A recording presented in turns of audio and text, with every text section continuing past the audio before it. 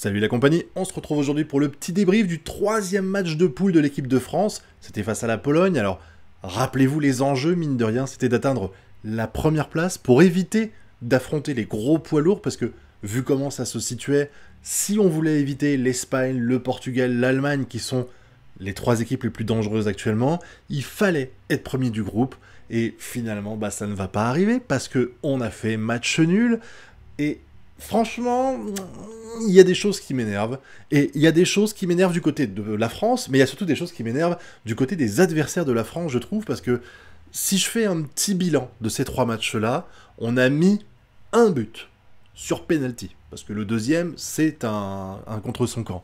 Mais j'aimerais quand même relativiser ça, parce que je m'en étais un peu aperçu durant les deux premiers matchs, mais putain, mais nos adversaires, mais ils blindent la défense. La Pologne, des fois, ils avaient une ligne de 8 joueurs qui défendaient.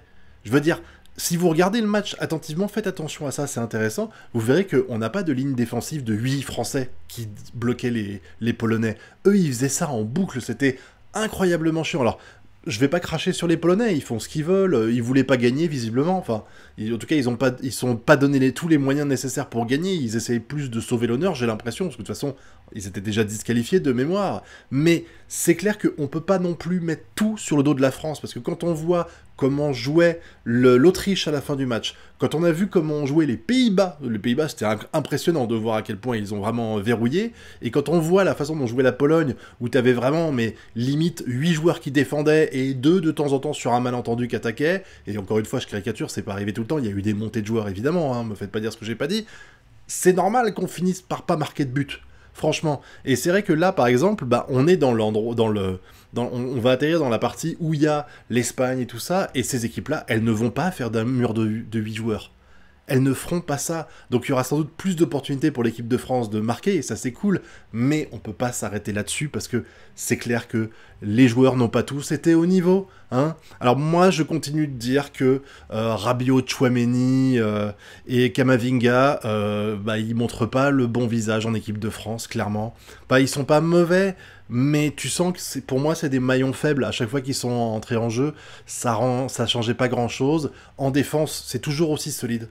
Là, Maignan, il a fait un taf incroyable. Je crois que l'homme du match, c'est le gardien de l'équipe adverse, et je comprends tout à fait, parce que, waouh, il en a sauvé des occasions. Et puis la défense, Koundé, Upamecano, Saliba et Hernandez, c'est top.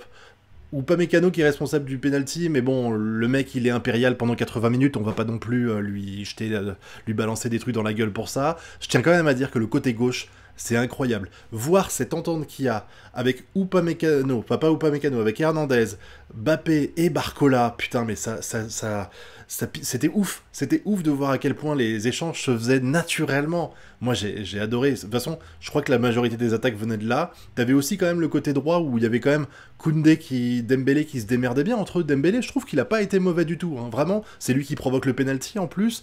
C'est juste dommage, en fait, j'ai le sentiment des fois que... après, c'est aussi parce qu'il y avait plein de défenseurs, enfin, il y avait un mur défensif des Polonais, mais c'est vrai qu'il y avait eu beaucoup de centres qui ont malheureusement... où il y avait peu de joueurs offensifs français, je trouve, qui étaient là pour récupérer les ballons. C'était un petit peu dommage. Et Kanté qui a été bon, mais qui a été moins percutant qu'il n'a pu l'être les deux premiers matchs, mais c'est pas grave, on peut pas lui jeter la pierre, clairement. Moi, ce que j'ai aimé surtout, c'est que Deschamps, il a enfin fait jouer Barcola, putain. Enfin. Il était temps, parce que... Et on a vu, ça a été bénéfique de mettre Barcola sur le terrain, parce que, soyons honnêtes, Kolo Muani, il est arrivé à la fin, donc je vais pas le compter, mais que ce soit Griezmann ou Giroud, en fait, les faire rentrer, ça a apporté que dalle. Vraiment que dalle. Heureusement que Mbappé met un but sur penalty pour nous sauver un petit peu la mise. Il a pas été mauvais dans ce match-là, et de toute façon, ce qui va sauver sa note, c'est qu'on va lui accorder des points en plus pour avoir marqué le penalty, et tant mieux, il fallait bien qu'il le mette, parce que Lewandowski a raté le premier, mais je voudrais quand même revenir sur un truc, encore une fois, c'est les Polonais, mais ils ont joué agressif. On se rappelle du premier match contre l'Autriche où on trouvait que c'était un peu des warriors. Les Polonais, mais à un moment donné, quand Barcola il fait une percée, là, il court 60 mètres et il se retrouve quasiment devant le gardien, le défenseur polonais, il lui donne un coup comme ça dans le dos. Il le frappe dans le dos. À un moment donné, il y a une contre-attaque de Mbappé, le Polonais, il se fait pas chier, il lui tire le maillot, il l'arrache. comme ça. Et Mbappé, il est en pleine course vers l'avant, et il est projeté en arrière, tellement le mec lui tire fort. Je comprends même pas comment dans ce genre de situation, tu ne peux pas mettre un rouge directement. T'as pas besoin de fracturer un défenseur ou un attaquant pour qu'on mette un rouge, bordel de merde. Si tu annihiles une action de jeu volontairement, voilà. Et Lewandowski, pareil. Pareil, mais ce mec, c'est un boucher, putain. Je veux dire, entre la faute qu'il a fait à Mbappé, alors, il a vu... Moi, c'est ça qui me tue, c'est que si vous regardez bien, il voit qu'il y a Mbappé dans son dos. Et il arrête de regarder Mbappé et il fait ça de la main comme ça. Il fait exprès de taper son nez. J'en suis sûr à 200% qu'il a fait exprès de taper le nez de Mbappé à ce moment-là. Vraiment. Et pareil, Maignan, à un moment donné, fait un arrêt spectaculaire. Maignan, il fonce pour dégager le ballon rapidement. Et là, Lewandowski, il change sa course. Il voit où est Maignan. Il change sa course. Il avançait comme ça. Et d'un coup, il se bifurque volontairement. Il fait 90 degrés à gauche pour taper dans Maignan. Putain, mais comment ça se fait que l'arbitre dit rien, quoi? Et l'apothéose de tout ça, c'est ce penalty, sans déconner. Alors oui, le penalty, il y a un penalty, on est d'accord. Et oui, effectivement, Maignan n'est pas sur sa ligne au moment du tir. Mais vous savez pourquoi il n'est pas sur sa ligne? Parce que cet abruti de Lewandowski, il s'amuse à faire des pas chassés, à s'arrêter et à repartir. Je rappelle que c'est interdit de freiner sa course. Regardez le penalty de Mbappé, vous le voyez faire ça, lui? Il le fait pas, bordel de merde. Et Lewandowski, il court, il s'arrête, et c'est considéré comme une tromperie. Je rappelle, au cas où vous connaîtriez pas les règles, que normalement, quand tu tires un penalty, tu ne dois ni t'arrêter, ni freiner ta course. Alors, il y a freiner et freiner, hein. Si t'es là et que tu ralentis un peu au moment de tirer pour être bien placé, oui. Mais lui, il a fait un pas chassé, il s'arrête, quoi. Il s'arrête limite, il est vraiment à 2 km/h, même pas, quoi.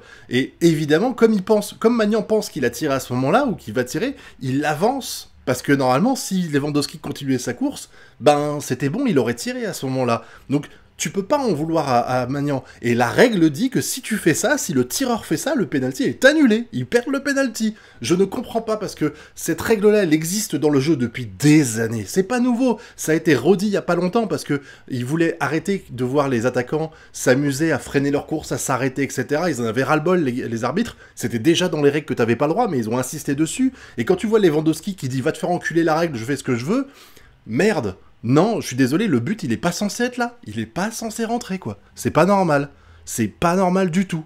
Le penalty, oui, il y avait penalty, mais cette action de jeu, elle n'aurait pas dû exister. Ce retour au penalty, il aurait jamais dû avoir lieu. Franchement, moi, ça me tue de voir le football que j'aime ne pas être respecté, que ce soit avec ces fautes anti-jeu qu'ils ont fait, qui étaient incroyables, ou voir ce penalty qu'ils s'autorisent à retirer. C'est du grand n'importe quoi. C'est vraiment du grand n'importe quoi. Et dans une compétition internationale comme l'Euro, normalement, ça devrait jamais arriver, ça. Ça devrait jamais arriver. Alors, j'ai pu voir un petit peu le tableau qu'on va avoir. Donc, je le mettrai peut-être à côté de moi, hein, mais on est dans la partie où les huitièmes, alors on va pas les affronter, mais il y a l'Espagne, l'Allemagne et le Portugal. C'est-à-dire que quoi qu'il arrive, on va arriver en quart.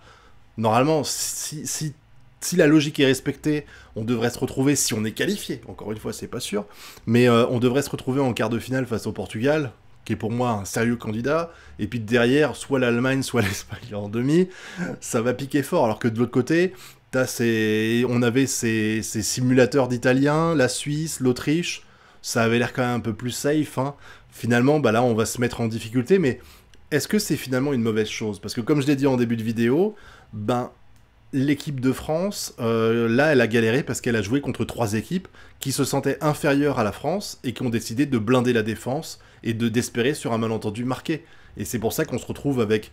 Là, les gens, ils vantaient un peu le fait qu'on s'était pris aucun but, mais face à des équipes qui attaquent tellement peu, c'est normal. Je veux dire, si on avait été dans le groupe de l'Allemagne, de l'Espagne ou du Portugal, je pense qu'on en aurait peut-être encaissé plus, quoi.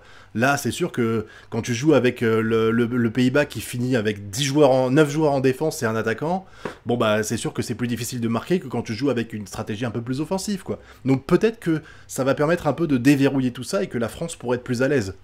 Que là, on pourra mieux s'en sortir, montrer un peu plus notre jeu, mais c'est vrai que même avant ça, les matchs de préparation qu'il y a eu, c'était inquiétant, quoi.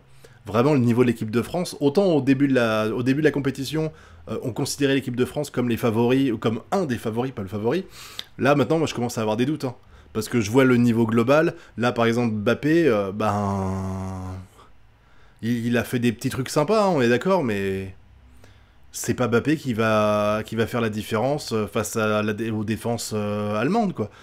Enfin, en tout cas, s'il joue comme ça, quoi. Là, vraiment, c'est très inquiétant. Le niveau de jeu global de l'équipe de France, il est quand même très inquiétant. Là, le match d'avant, il y avait quand même... T'avais Rabiot, t'avais Griezmann, t'avais tellement de joueurs, t'avais la moitié de l'effectif qui était passé à côté, tu vois. À 1 euro, c'est chaud, quoi.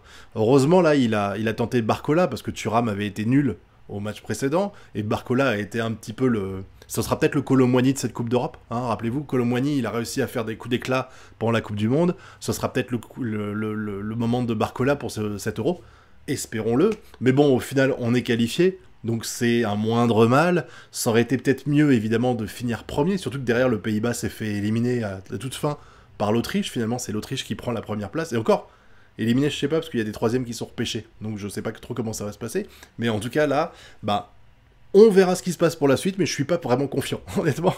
Je suis pas vraiment confiant pour l'équipe de France, sincèrement. Pour moi, c'est presque un malentendu si on arrive en quart de finale, ça dépendra évidemment de nos adversaires. Après, la France est beaucoup plus percutante dès qu'on arrive au match à élimination directe. Ce qui est mieux, hein. Vaut mieux être un peu léger au match de poule et être meilleur au match à élimination directe. Mais bon, on a le droit de s'inquiéter quand on voit le niveau de l'équipe depuis plusieurs mois, depuis 6 mois même. Hein. Donc voilà, croisons les doigts pour la suite, hein, et puis on aura l'occasion d'en reparler de toute façon dans au prochain match qui aura lieu. En attendant, je compte sur vous pour me donner votre avis sur ce match, hein, sur le penalty, sur le niveau de la Pologne, sur ce qu'ils ont fait aussi pendant le match, défensivement, offensivement. Est-ce que je suis seul à avoir trouvé qu'ils ont blindé la défense et même s'ils ont eu beaucoup d'actions, je trouve que c'était vraiment... tu sentais quand même que leur objectif principal, c'était de pas perdre plus que de gagner. Et puis, n'hésitez pas à me dire s'il y a des joueurs que vous avez trouvés plus mauvais que d'autres en équipe de France. Voilà, peut-être que vous n'êtes pas d'accord avec moi et que vous avez trouvé que Rabiot déchirait. Je sais pas. Voilà, dites-le dans la zone commentaire. Et puis, vous connaissez la chanson. Pouce bleu, abonnement, partage. Et nous, on se retrouve bientôt pour de prochaines vidéos. Tchuss!